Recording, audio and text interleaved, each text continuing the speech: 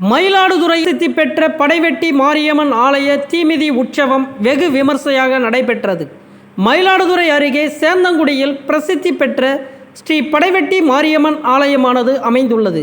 இவ்வாலயத்தில் வைகாசி பெருவிழா கடந்த 15ஆம் தேதி பூச்செறிதல் உடனியது. பின்னர் சுவாமி வீதியுலா உள்ளிட்ட பல்வேறு நிகழ்ச்சிகள் தொடர்ச்சியாக நடைபெற்றன.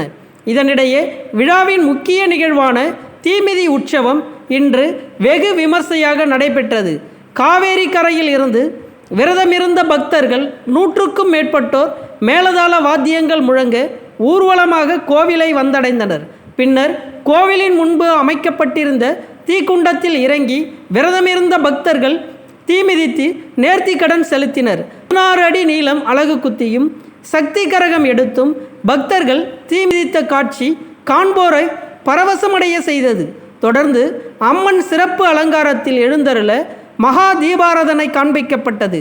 இதில் திரளான பக்தர்கள் பங்கேற்று சுவாமி தரிசனம் செய்தனர்.